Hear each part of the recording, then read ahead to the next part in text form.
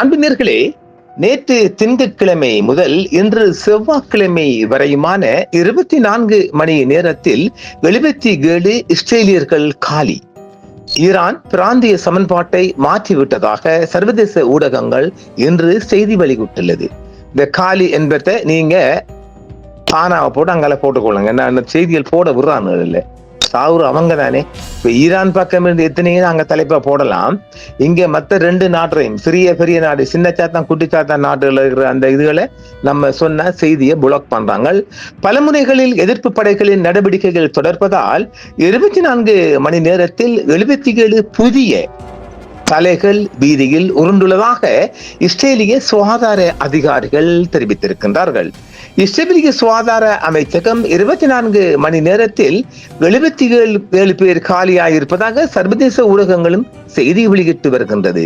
தொடர்ச்சியான தாக்குதல்களும் இடம்பெற்று வருவதால் இந்த உயிரிழப்புகள் அதிகரித்ததாகவே பார்க்கப்படுகிறது. இஸ்ரேலிய சுகாதார அமைச்சகம் கொடுத்திருக்கின்ற செய்திகள் கடந்த சில நாட்களாக ஜூன் 7 முதல் 9 வரை மத்திய கிழக்கில் நடந்த மிக முக்கியமான நிகழ்வுகளாக இவைகளை சுட்டிக்காட்டியிருக்கின்றது. ஜூன் 7 அன்று லெபனானில் உள்ள ஹிஸ்புல்லா அமைப்பு இஸ்ரேல் மீது ராக்கெட் தாக்குதல் நடத்தியது. இதற்கு பதிலடியாக இஸ்ரேல் லெபனானில் பெய்ரூட் நகரின் தெற்கு பகுதியில் தாக்குதல் நடத்தியிருக்கின்றது. தற்பொழுது இந்த 77 உயிரிழப்புகள் என்பது ஹிஸ்புல்லா, ஈரானிய IRGC மற்றும் யெமன் ஹூதிகளும் இணைந்து முக்கோண வடிவத்தில் இந்த தாக்குதல் இடம்பெற்று வருவதாக தெரிவிக்கப்படுகிறது. பெய்ரூட்டில் இஸ்ரேல் நடத்திய தாக்குதல் எல்லைகளை மீறிய செயல் என கூறிய ஈரான் நேரடியாக இஸ்ரேல் மீது ஏவுகணை தாக்குதல்களை நடத்தி இருக்கின்றது. இது பல மாதங்களாக நீடித்த ஒருவித அமைதிக்கு ஏப்ரல் 8 அன்று சீஸ்ஃபயர் நடந்த பிறகு ஏற்பட்ட பெரும் மோதலாகும். ஈரான் ஏவுகணை தாக்குதல் நடத்திய சில மணி நேரங்களிலேயே இஸ்ரேல் ஈரானின் வான் பாதுகாப்பு அமைப்புகள் மற்றும் இராணுவ உட்கட்டமைப்புகளை குறிவைத்து வான்வெளி தாக்குதல்களை நடத்தி இருக்கின்றது. பிராந்திய சமன்பாடு ரீஜனலைசேஷன் ஊடகங்கள் ஈரான் பிராந்திய சமன்பாட்டை மாற்றிவிட்டது என்று குறிப்பிடுவதற்கு முக்கிய காரணம், இந்த மோதலில் ஈரான் தனது முக்கிய ஆதரவு அமைப்புகளான ஹிஸ்புல்லா மற்றும் ஹூதி கிளர்ச்சியாளர்களை கொண்டு இஸ்ரேலை பல்வேறு முனைகளில் மல்டிபிள் ஃப்ரண்ட்ஸ் அழுத்தத்திற்கு உள்ளாகுவதாகும். இனி இஸ்ரேல் அல்லது அமெரிக்கா எங்கள் மீது தாக்குதல் நடத்தினால் அது பெரிய அளவிலான பிராந்திய போருக்கு வழிவகுக்கும் என்ற ஒரு புதிய எச்சரிக்கையை ஈரான் முன்வைக்க முயன்றிருக்கின்றது. அதாவது இனிமேல் லெபனான் மீது தாக்குதல் நடத்துகின்ற போது எங்களுக்கு வலிக்கும் அதான் சொல்லு. அதனால் ஈரான் இப்படி ஒரு அறிவிப்பை கொடுத்திருக்கின்றது. இது இன்னும் கொஞ்சம் ஆழமாக போனால் பிராந்திய போராக மாறக்கூடிய வாய்ப்பும் இருக்கிறது. கடந்த 24 மணி நேரத்தில் 77 புதிய தலைகள் உருண்டதாக இஸ்ரேலிய சுகாதார அமைச்சகம் தெரிவித்துள்ள இந்த நிலையில் இதன் மூலம் பிப்ரவரி மாதம் மொத்த உயிரிழப்புகளின் எண்ணிக்கை 9119 உயர்ந்துள்ளது. இது இஸ்ரேலிய தலைகள். இது ஈரான் மற்றும் ஹிஸ்புல்லா, லெபனான் ரெசிடென்ட்ஸ் ஆகிய இரு தரப்புமே இஸ்ரேல் மீது நடத்தி வரும் தொடர்ச்சியான போர் நடவடிக்கைகளின் ஒன்றிணைந்த விளைவு என்றுதான் பார்க்கப்படுகிறது. பல்முனை தாக்குதல், மல்டிபிள் ஃப்ரண்ட்ஸ், அதாவது ஈரான் நேரடியாக ஏவுகணைகள் மூலம் இஸ்ரேலை தாக்குகிறது. அதே நேரத்தில் லெபனான் எல்லையில் ஹிஸ்புல்லா அமைப்பு இஸ்ரேலிய படைகளுடன் நேரடி மோதலில் ஈடுபட்டுள்ளது.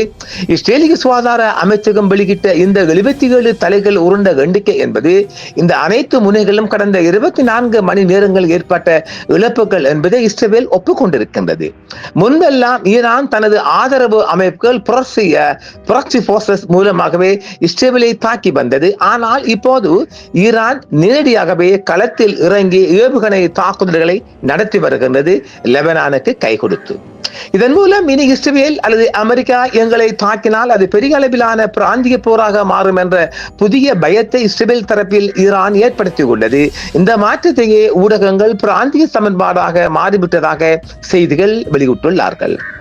ஈரான் அல்லது எதிர்ப்பு அச்சு மீது எதிர்காலத்தில் ஏதேனும் தாக்குதல் நடத்தப்பட்டால் அது ஒரு தீர்க்கமான மற்றும் பெரும் இழப்புகளை ஏற்படுத்தும் பதிலடியின் தூண்டும் என்று ஈரானிய அதிகாரிகள் எச்சரிக்கை செய்துள்ளார்கள். பல மாதங்களாக பிராந்தியத்தில் பதட்டம் அதிகரித்ததை தொடர்ந்து ஈரான், லெபனான் மற்றும் ஏமன் ஆகிய நாடுகளை உள்ளடக்கிய பல முனைகளில் சண்டைகளும் ராணுவ நடவடிக்கைகளும் தொடரும் நிலையில் இந்த புள்ளி விவரங்கள் வெளியிடப்பட்டுள்ளன. அமைச்சகத்தின் சமீபத்திய தகவலின்படி போர் நிறுத்த ஏற்பாடுகள் குறித்த தொடர்ச்சியான அறிவிப்புகள் இருந்த போதிலும் உயிரிழப்புகளின் எண்ணிக்கை தொடர்ந்து அதிகரித்து வருகிறது. ஏப்ரல் 8 அன்று ஈரானுடனான போர் நிறுத்த நடைமுறைக்கு வந்ததிலிருந்து லெபனான் முறையில் மட்டும் 1219 உயிரிழப்புகள் பதிவாகி உள்ளதாக இஸ்ரேலிய சுகாதார அதிகாரிகள் தெரிவித்துள்ளனர்.